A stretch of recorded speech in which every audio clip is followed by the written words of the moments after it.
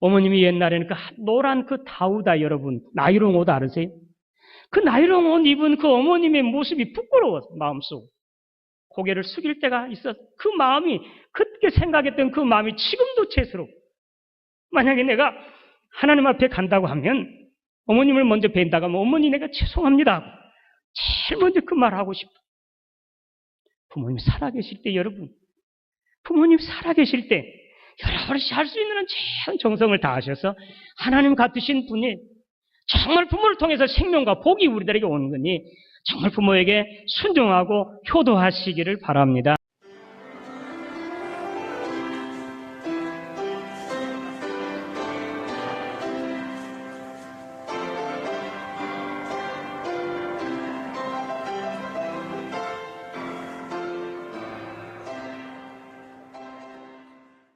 오늘은 어버이 주일날인데 우리 성광교회가 어버이 주일을 선정을 해서 저를 또 이렇게 불러주시니 제가 원로 목사들 중에서도 가장 행복한 원로 목사가 됐습니다. 누가 이렇게 어버이 주일이라고 해서 불러줄 사람이 있겠습니까? 그래도 우리 성광교회가 마니라 성광교회 작은 집 목회자를 이렇게 불러주셔서 저는 꼭 고향집에 온 것 같은 그런 참 편안한 마음으로 다시 여러분을 뵙게 된 것을 생각할 때 나처럼 이렇게 행운을 누리는 원로 목사가 몇이나 될까 그런 생각을 하면서 다시 한번 우리 김철동 목사님과 여러분 앞에 감사의 말씀을 드립니다. 예수님이 3년 동안 제자들을 가르쳤습니다. 최선을 다해서 가르쳤고 형식적으로 가르친 것이 아니라 뼈를 깎아가는 그런 아픔과 진심을 다해서 혼을 다해서 제자들을 가르쳤습니다. 월급 받고 적당히 시간이나 때우는 스승이 아니라 자기 생명을 희생해 가면서 정말 이 제자들을 잘 길러서 자기의 뒤를 이어서 세계 구원의 역사를 이루려고 뜻을 세웠기 때문에 진심으로 제자들을 아끼고 사랑하는 마음으로 가르쳤습니다. 3년을 가르쳤는데 보니까 여러 가지 문제가 있어요. 하나는 뭔 거니? 저희들끼리 싸우고 난리예요. 무슨 일이냐? 야고보와 요한이 예수님을 찾아가서 주님 나라가 임할 때 우리 하나는 오른편에 하나는 왼편에 앉게 해달라고 그런 작업을 했거든요. 그것을 비밀리에 할 수는 없었고 결국은 다른 제자들이 알고 좋은 때가 되면 너희 형제만 좋은 자리 차지하고 우리 나머지는 뭐가 된단 말이냐 하고 자기들끼리 다툼을 했습니다. 아마 예수님 당시 예수님을 따라 나선 이 제자들의 상황을 가만히 보면 바닷가에서 고기나 잡는 어부 생활을 해가지고 무슨 끝을 보겠느냐. 예수님을 따라다니면 어부 노릇 하지 않고 고생하지 않고도 잘 살 수 있는 길이 있지 않겠느냐. 아마 그런 생각 가지고 따라 나온 사람도 있을 것 같아요. 다른 제자들도 마찬가지예요.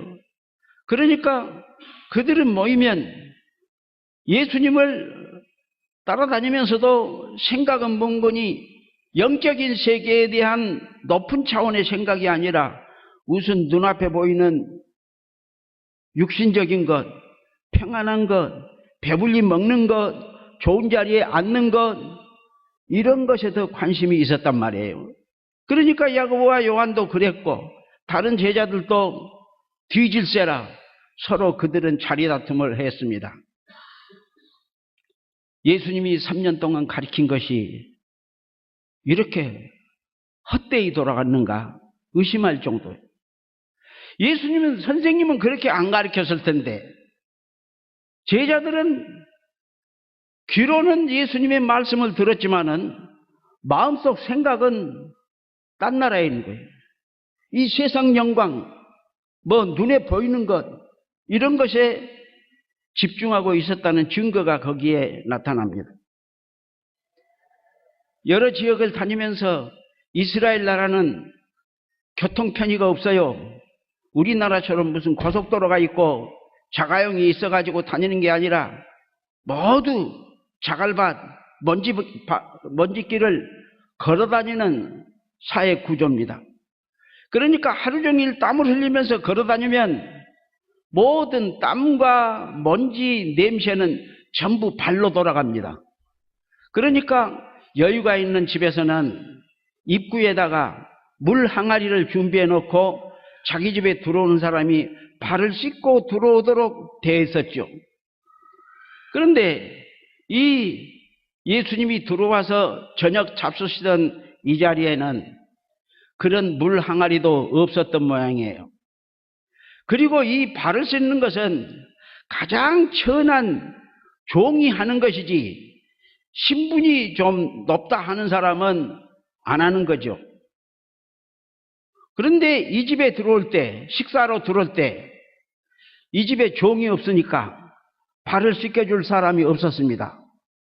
또 12제자들이 있었지만은 제자 가운데 누구 하나, 아이고 오늘 하루 종일 선생님이 우리들하고 같이 걸어다니느라고 피곤하실 거고 다리가 지저분할 테니까 내가 씻어드려야지, 이런 생각을 하는 제자도 하나도 없었어요. 누가 자기들의 발을 씻어주기를 원했지 자기들이 선생님의 발을 씻겨줄 생각은 하지 못했습니다. 그러니까 식사 자리에 모두 들어와 가지고 대접 받기를 바라고 식사 자리에 앉은 겁니다. 그 가운데는 가룟 유다라고는 제자도 있었는데 가룟 유다의 마음속에 이미 사탄이 들어와 가지고 흔들리고 있었습니다. 그래서 선생 예수를 팔 음모가 진행이 되고 있었죠. 그런데 예수님은 이런 제자들을 놔두고 아버지께로 돌아갈 때가 온 것을 알았습니다. 그래서 자기는 아버지께로 돌아가야 할 텐데 이 제자들을 남겨놓고 기분 좋게 돌아갈 수 있는 상황이 아니에요. 그래서 예수님은 특단의 행동을 하신 것입니다. 식사 자리에서 갑자기 일어나신 예수님은 대야에 물을 떠다가 제자들의 발을 씻겨 주신 것입니다.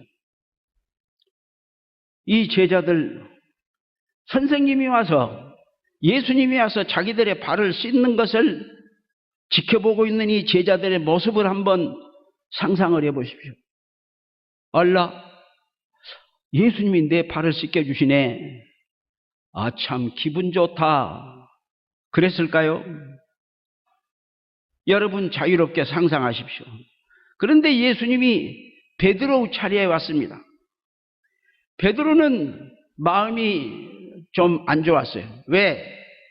이렇게 다른 사람의 더러운 발을 씻겨주는 일은 선생이 하는 것이 아니고, 스승이 하는 것이 아니고, 어른이 하는 것이 아니고, 윗사람이 하는 것이 아니라 아랫사람, 제일 천한 사람, 그 집의 종이 하는 것인데, 이건 베드로가 알아요. 자기의 상식으로 생각해 볼 때 예수님이 오셔서, 선생님이 오셔서 자기 발을 씻긴다고 하니까 그대로 받아들일 수가 없습니까? 없습니다.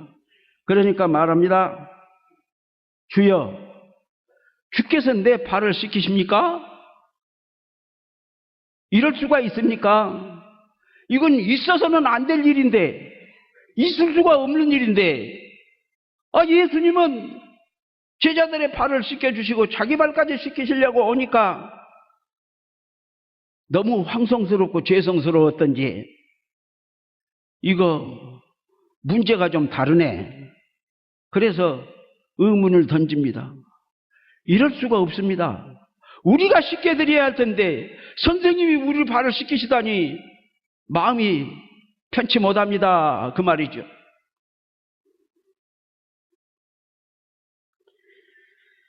자,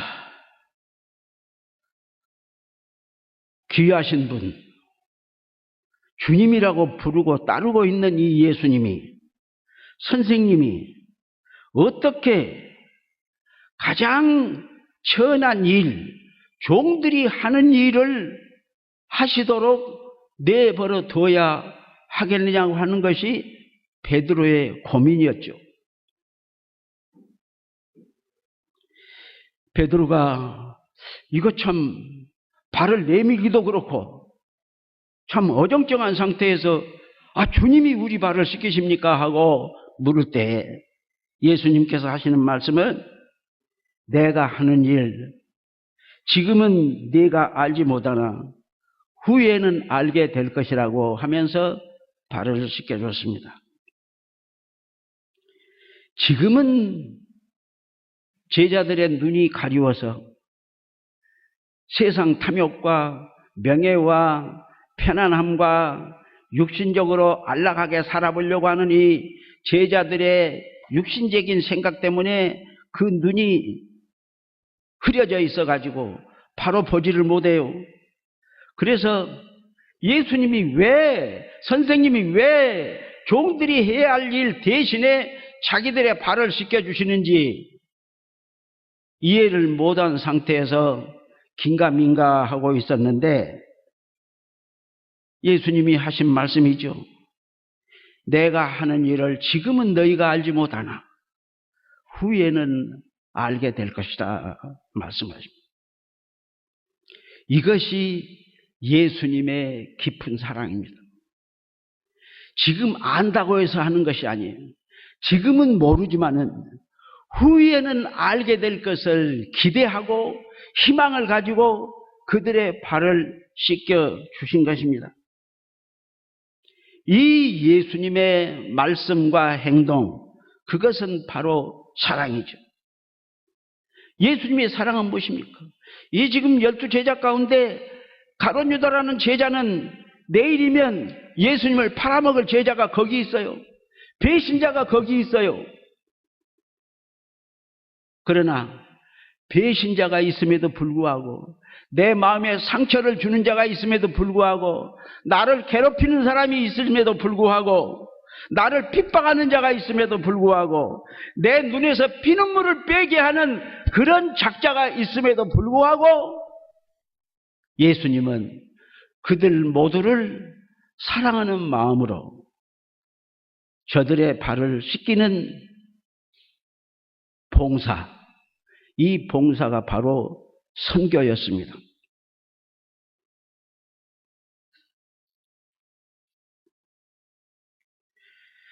다른 사람의 더러운 발을 씻는 행동은 아무나 할 수 없는 일이죠. 이 다른 사람의 우리가 지금 보는 성경에는 발을 씻는 것으로 나와 있는데 어쩌면 조금 저속한 말로 표현한다면은 밑을 닦아주는 일이나 마찬가지 아닙니까?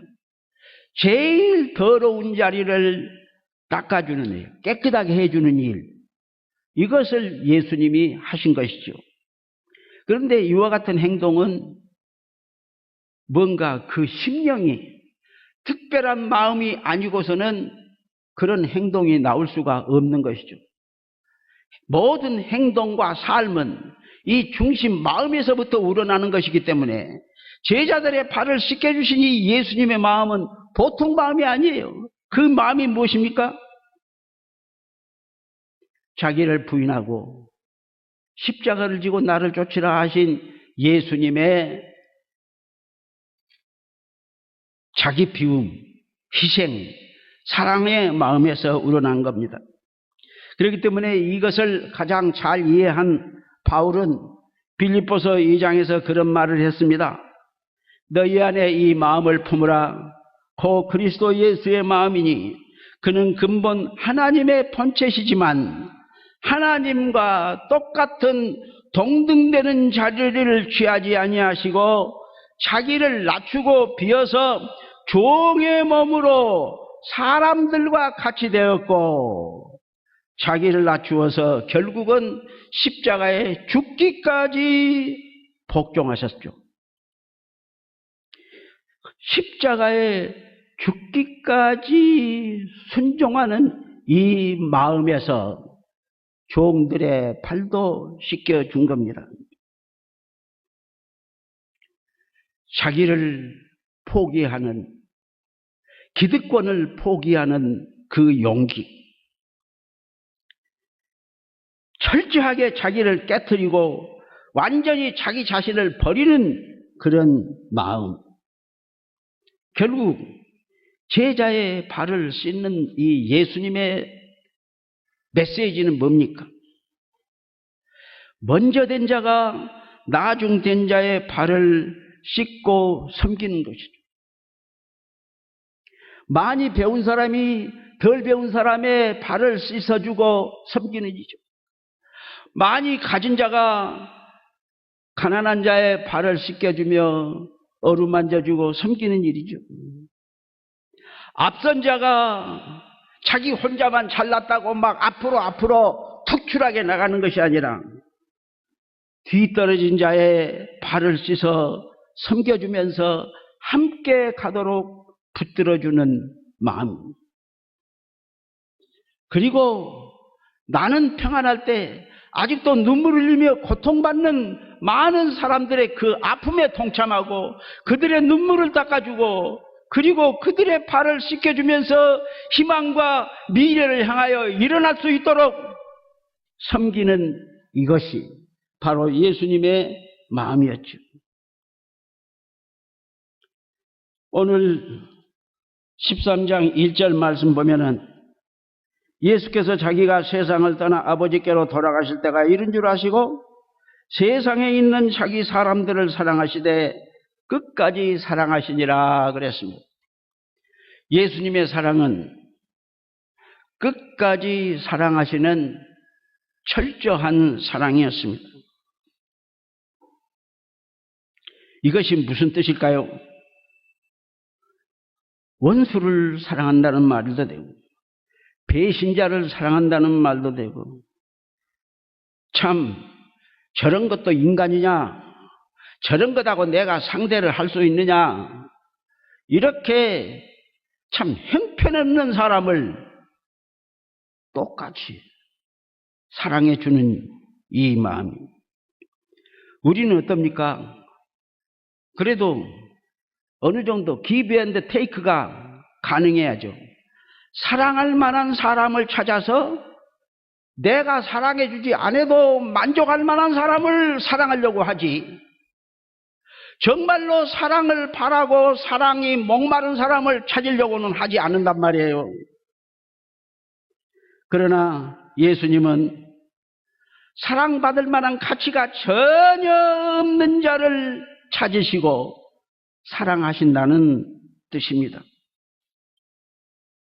그렇기 때문에 예수님은 자기를 십자가에 못 박고 침 뱉고 창으로 찌르고 옷을 벗겨가지고 나누어 가지려고 하는 이 원수들 앞에서 마지막 십자가 위에 고통을 당하면서도 예수님의 기도입니다.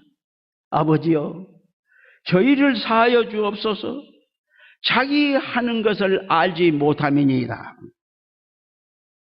자기가 지금 좋은 일을 하는 건지 가치 있는 일을 하는 건지 무슨 일을 하는 건지 자기도 모르는 그런 일을 하면서 사는 사람들을 예수님은 다 그렇게 사랑을 하셨습니다. 그리고 오늘 34절 말씀까지는 읽지는 않았습니다마는 마지막 예수님께서 하시는 말씀은 내가 너희를 사랑한 것 같이 내가 너희를 이렇게 너희 발을 씻기면서 너희를 끝까지 사랑하는 것 같이 너희도 서로 사랑하라 그랬습니다. 이것이 이 사랑의 마음에서 제자들의 발을 씻는 섬김이 있었고, 또 이 섬김이 바로 선교에 연결이 되는 것입니다. 예수님은 분명히 말씀했습니다. 내가 주와 또는 너희 선생이 되어 너희 발을 씻는다. 내가 너희들이 내 발을 씻겨줘야 되는데 내가 너희의 주와 선생의 입장에서 너희 발을 씻겨준다.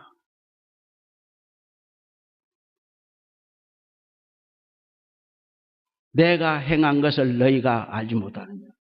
내가 한 것 같이 너희도 본을 삼도록 하기 위해서 내가 너희 발을 씻겼다. 섬김의 선교를 제자들에게 가르쳐 주셨습니다. 이 섬김의 선교, 윗사람이 아랫사람의 발을 씻겨주는 섬김입니다.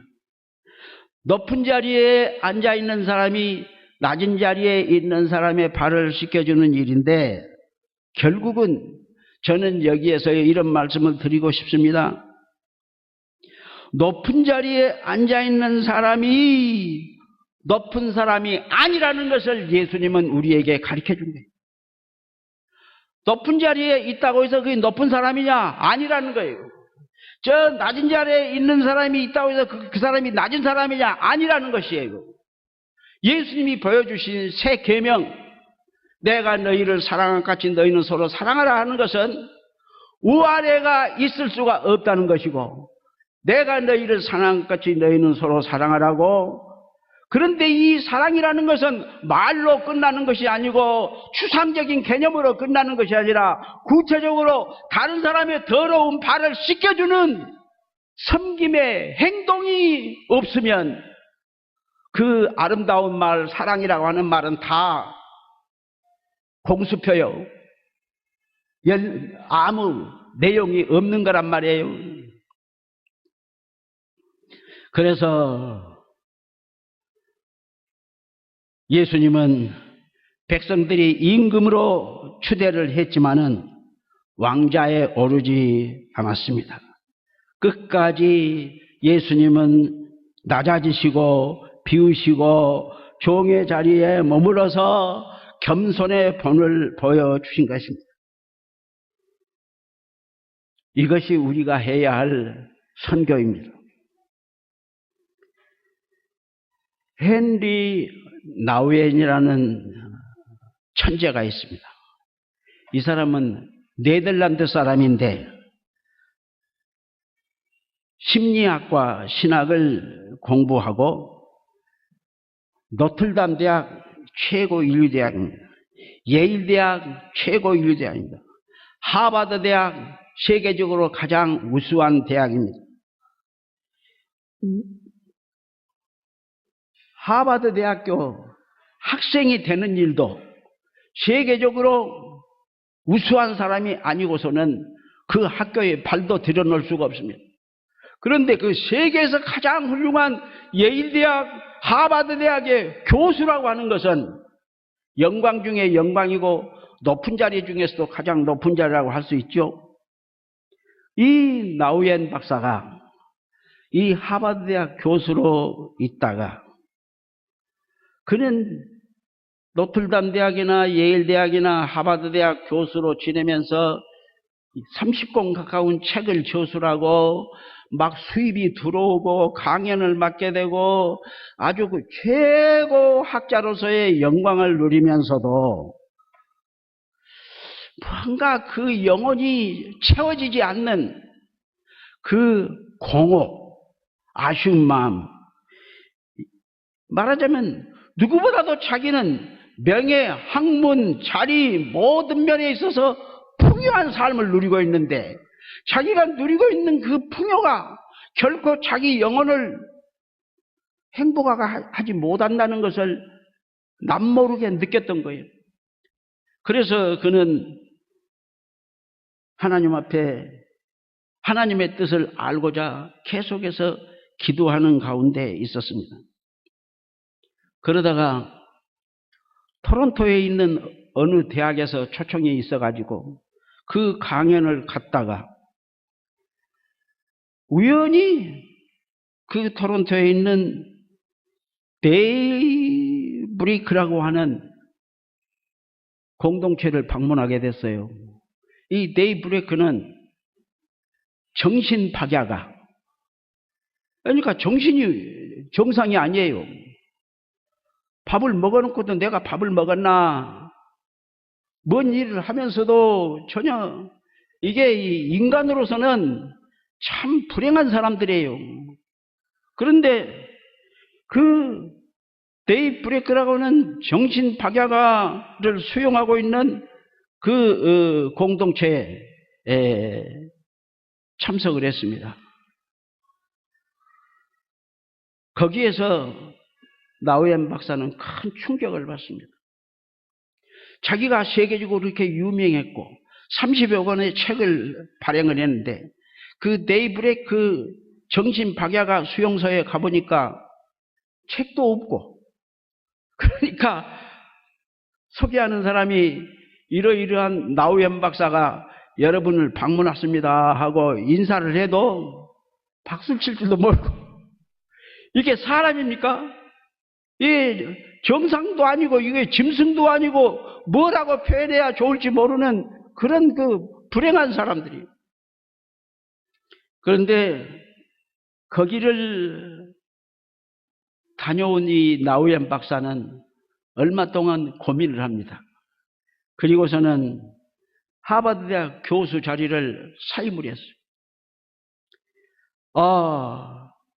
주변에 있는 그 학자들, 그 유명한 미국 사회, 고급 사회, 주류 사회 어른들이 이 나우엔 박사에게 대학생이 되기도 어려운 그 하버드 대학교에 천재 중에 천재만이 할 수 있는 이 하버드 대학 교수가 무엇을 하려고 그 좋은 자리를 사임을 하느냐고. 그랬더니 이 나우엔 박사가 하는 얘기입니다. 그동안 나는 올라가는 길만을 알았지 내려가는 길을 보지를 못했습니다. 내 저서 30여 권이 무사람의 인기를 얻고 있지만은, 그러나 나는 그것 때문에 만족할 수는 없습니다. 지금까지 나는 오직 성공을 향해, 꼭대기만을 향해 오르막길만 추구해 왔는데, 그러나 이 데이브레이크 정신박야가 수용소에 와서 보면서 이 인간의 고통에 내가 참여하는 것이 하나님의 뜻을 이루는 일이라는 것을 발견했습니다. 그리고서는 그걸 사임을 하고 그 데이브레이크 정신박야가 커뮤니티에 들어가서 나우엔 박사 하는 일이 뭡니까? 부엌 설거지하는 일, 청소하는 일, 그리고 씻겨주는 일, 옷 갈아입히는 일, 목욕하는 일, 세계적인 명문의 인기를 누리고 있는 이 대학자가 이럴 수가 있냐 이 말이에요. 그래도 되는 거냐 이 말이에요. 그런데 이 나우엔 박사의 얘기는 뭔가, 나는 이 데이브레이크에 와서 이들과 함께 살면서 나는 비로소 예수님의 뒤를 따르고 있다는 내 자신을 발견했습니다 말했습니다.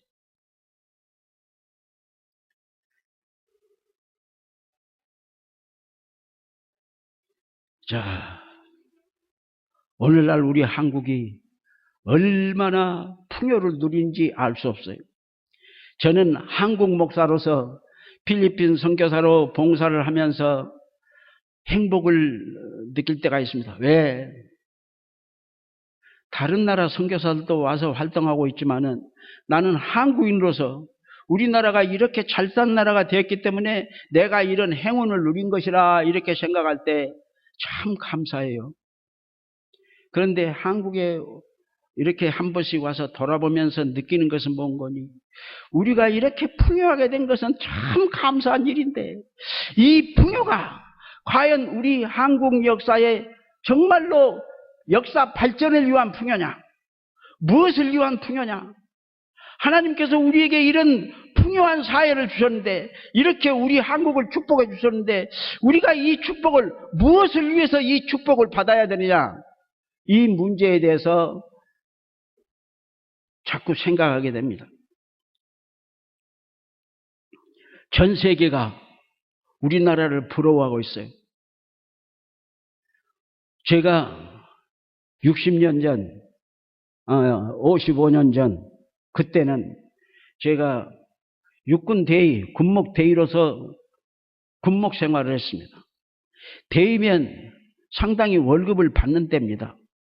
그런데 캐나다 선교비에서 이렇게 우리 기장교단을 조사해 보면서 군목들이 너무 어렵게 산다 해가지고 우리에게 선교비를 지원해 줬어요.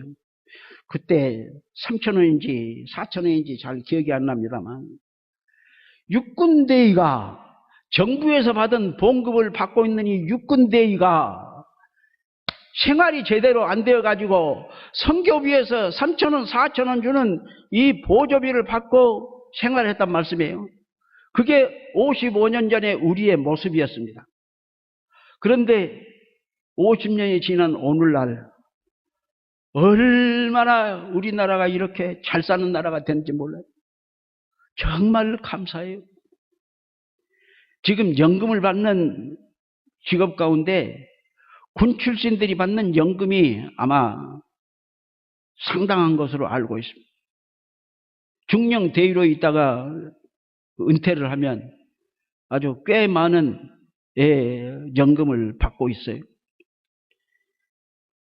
우리나라의 국력이 그만큼 부강해졌기 때문에 이와 같은 복지 국가를 이루게 되었다는 것, 한편으로는 감사합니다. 그러나 우리가 이 자리에서 다시 한번 생각해야 될 것이 있어요. 하나님이 무엇 때문에 우리에게 이런 축복을 주시는가? 하나님의 뜻이 무엇인가를 우리가 찾아야 되겠어요. 이제 우리가 이렇게 그 부강한 나라가 된 것은 두 가지로 얘기를 해볼 수 있는데, 하나는 뭐냐?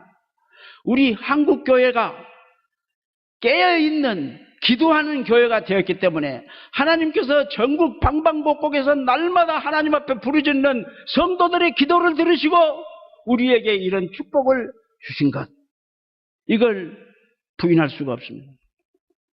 그 다음에 또 한 가지 우리가 감사한 것은 미국 다음으로 우리 한국이 세계 열방을 향해서 선교사를 약 2,000명을 지금 파송을 해서 미국 다음으로 2위에 오르고 있습니다.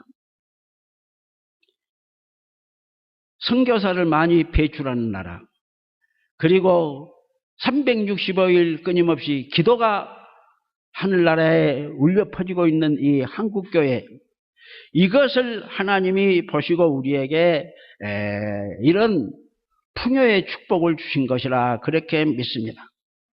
그런데 이 풍요가 내가 즐기고 우리 새끼들 잘 가르치고 우리끼리 잘 먹고 잘 살고 웰빙 생활을 하고 복지를 누리는 것으로 끝나야 할 것이냐 하는데 문제가 있습니다. 하나님이 무엇을 위해서 무엇을 하라고 우리 한국교회에 이런 축복을 주셨습니까? 저는 감히 말씀드립니다. 가난한 자들, 나보다 못 배운 자들, 병든 자들, 슬픔 속에 있는 자들, 그들의 발을 씻고 섬기고, 그리고 그들의 어려움과 아픔을 우리들이 함께 아파하면서 그들과 함께 살면서 그들에게 하나님의 사랑과 위로를 전하는 이 발씻음의 선교, 이것을 위해서 하나님께서 오늘 우리 한국교회에 이런 축복을 주신 것이라 믿는 것입니다. 이와 같은 것을 생각을 하면서 제가 필리핀에서 하고 있는 일은 유치원을 운영하는 일과 그 다음에 초등학교를 시작을 해서 운영을 하고 있습니다. 우리 한국의 문제는 엄마들이 더 편안하고 풍요한 생활을 누리기 위해서, 안락하게 살기 위해서 아이들을 많이 낳으면 둘, 그러나 하나만 낳고 아기를 안 낳고 고통 없는 생활을 해보려고 하는 이것이 앞으로 우리 한국의 새로운 사회 문제로 드러나고 있지 않는가 생각합니다. 이 땅에 어린아이들이 적어진다는 것은 결코 바람직하지 않습니다. 교회는 교회대로 아무리 투자가 많이 들더라도 이 주일학교와 학생부, 이 미래의 일꾼들을 세우는 일에, 우리 미래의 꿈나무들을 키워내는 이 일에 우리가 과감하게 투자를 하고, 그렇게 해서 우리 역사의 미래가 밝은 방향을 향해서 나가도록 우리가 좀 더 땀을 흘리고 기도해야 되겠습니다. 지금 필리핀 나라는 대단히 어려움 속에 있습니다. 근자에 와서 경제적으로 상당히 나아지고 있는 것이 사실이고, 그 경제적으로 나아지고 있는 것은 국민들의 삶의 질이 좋아져서 나아진 것이 아니라 외국에 투자가 많이 들어와 가지고 경제 지표면 나아지는 것뿐이지, 실제적인 이 가난한 사람들의 삶은 전혀 변화가 없습니다. 그러니까 앞으로도 우리 선교가 필리핀에서 여러 가지로 해야 할 일들이 많이 있는 것을 찾고 있는데, 일단 유치원과 초등학교를 통해서 우리 겨자씨 선교센터에 항상 100여 명의 어린아이들이 뛰어놀고 공부하고, 그리고 필리핀의 미래, 필리핀의 장래, 필리핀 역사를 위해서 봉사할 수 있는 좋은 일꾼들이 이 겨자씨 학교에서 성장하도록 돕는 일을 계속해 나가야겠습니다. 어린아이들이 지금은 가난하고 어렵지만은, 그러나 필리핀의 미래는 이 어린아이들에게 달려 있습니다. 어린이를 키우는 일이 대단히 중요한 일입니다. 미래의 일꾼을 키워낸다는 일, 우리가 결코 국내에서도 그렇고 해외에서도 그렇고 우리들이 소홀히 할 수 없는 귀한 일입니다. 결국 우리가 필리핀 선교는 필리핀만을 위한 선교가 아닙니다. 필리핀 선교를 통해서 필리핀에서 성장한 이 유능한 인재들이 세계 열방을 향해서 나아갈 수 있는 길을 우리들이 생각을 하면서 봉사하고 있습니다. 그리고 그동안에 5교회를 필리핀 목회자들을 도와가지고 건축을 해줬는데, 작년에는 6번째 교회는 우리가 직접 개척을 해서 교회 하나를 새로 신축을 했습니다. 그리고 지난 3월 31일 부활주일 기해서 그 파이나한 우리 겨자씨 선교에서 개척한 교회 예배를 정식으로 시작을 해서 이제는 우리가 6교회를 짓고 목회하는 이 일을 하고 있습니다. 앞으로 우리 겨자씨 선교회가 다른 선교회에 비해서 규모는 작지만은 그래도 우리들이 한국의 미래를 생각할 뿐만 아니라 필리핀의 미래를 생각하면서 이러한 방향으로 선교의 꿈을 실현해 가고 있는데, 이 모든 것은 여러분들의 기도와 또 선교의 후원이 있었기에 가능한 일이라 믿고, 다시 한번 우리 성강교회와 여러분들에게 감사의 말씀을 드립니다. 우리 기도하겠습니다. 살아계신 우리 하나님, 하나님의 특별하신 은혜와 축복 속에서 오늘 또 우리 전주 성광교회가 하나님의 선교를 향하여 힘차게 나아갈 수 있도록 인도하신 은혜를 감사드립니다. 이 부족한 종 다시 단위에 서서 말씀을 전했사온데 참으로 온 교회가 모든 성도들이 다른 사람의 더러운 발을 씻겨주는 씻김의 선교를 향하여 함께 일어설 수 있게 해주시고 모두가 함께 힘을 모아 이 땅의 하나님 나라 확장을 위해서 더 아름답게 봉사할 수 있도록 은혜 베풀어 주시옵소서. 우리에게 주어진 이 풍요가 우리 자신만의 풍요가 아니라 세계 열방을 나누어 주기 위하여 세계 열방을 섬기기 위한 풍요가 되게 하여 주셔서 우리 모두는 이 하나님의 축복의 도구가 되어서 세계 열방을 향하여 발을 씻는 선교의 대열에 더욱 힘차게 나아갈 수 있도록 은혜 베풀어 주시옵소서. 전주 성광교회 하나님이 높이 들어서 주심으로 더 영광스럽고 빛나는 교회가 되게 해주시고 더욱더 세계 열방을 향하여 큰 손을 펴고 크게 이바지할 수 있는 자랑스러운 위대한 교회가 되도록 축복하여 주시옵소서. 이 부종을 위해서 종을 위하여 기도하는 우리 김철동 목사님과 온 교회 우리 하나님께서 크게 축복해 주시고 앞으로 더 많은 일을 위하여 봉사하는 귀한 자랑스러운 교회로 허락하여 주시옵소서. 예수님 이름으로 감사하며 기도하옵나이다. 아멘.